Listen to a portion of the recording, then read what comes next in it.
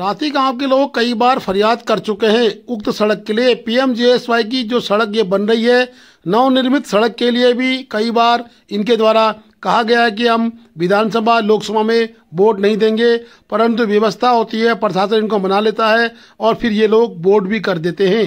परंतु आज फिर इन्होंने वोट पे चोट की राजनीति की है।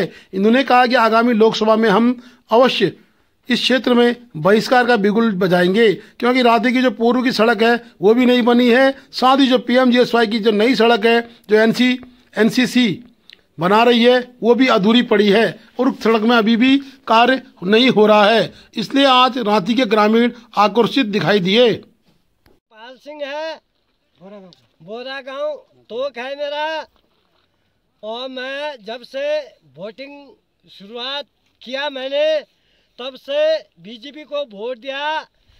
और वोट के लिए बीजेपी हवाई जहाज हेलीकॉप्टर लेके आया प्राइमरी स्कूल में, लेकिन आज वो बीजेपी वाले कहाँ गए?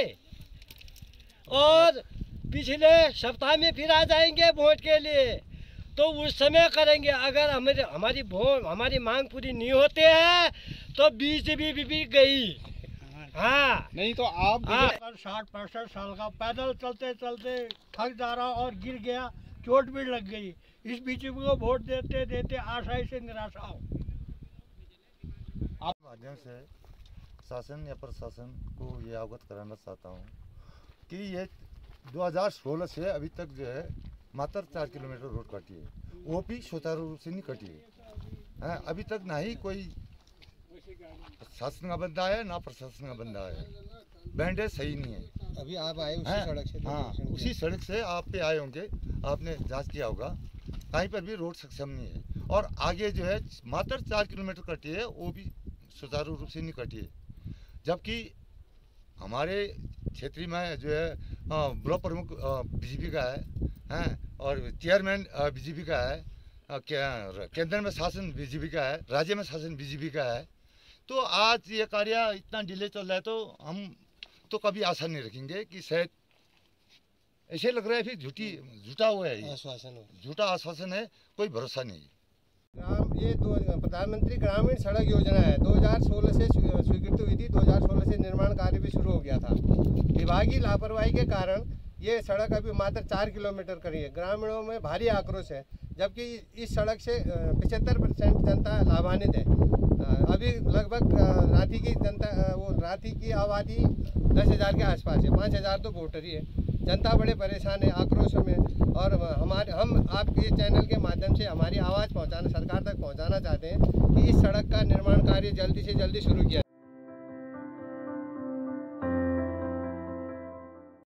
धारचूला के मल्ली बाजार में पूर्व में आई आपदा के बाद कई परिवार बेघर हो गए थे। 6 मकान पूरी तरह से ध्वस्त हो गए थे। उसके उपरांत सिंचाई विभाग प्रशासन जागा और कार्यस्थल पर कार्य शुरू करने की चर्चा चली। उसके बाद थोड़ा बहुत काम सिंचाई विभाग के द्वारा किया गया, वायर कैरेट लगाए गए, छोटी सी दीवार लगाई गई, शिशु मंदिर की साफ सफाई की गई, परंतु कहीं ड्रेनेज सिस्टम नहीं बनाया गया।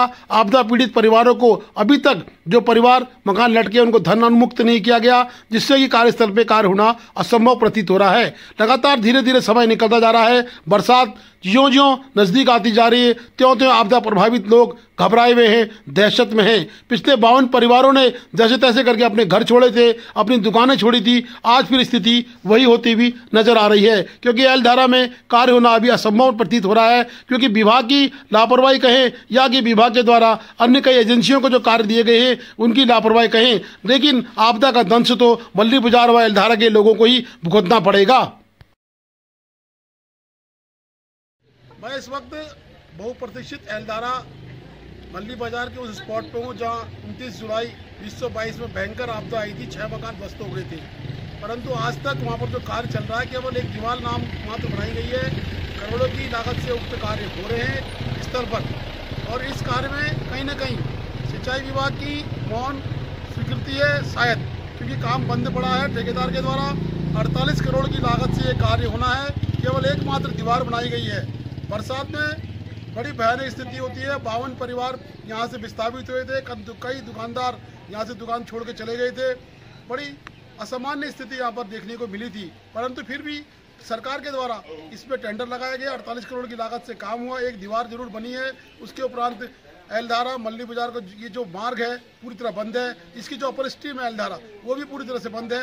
कहीं ना कहीं फिर से आपदा का दंश झेलने के लिए इस मोहल्ले को तैयार रहना पड़ेगा। प्रशासन शासन तो कई बार संज्ञान लेने की बात कही गई है, लेकिन सिंचाई विभाग के द्वारा भी कहा जा रहा है कि काम करेंगे, लेकिन लगता नहीं है कि 2-3 महीने तक यहाँ काम होगा, क्योंकि डीपीआर के फेस में लगातार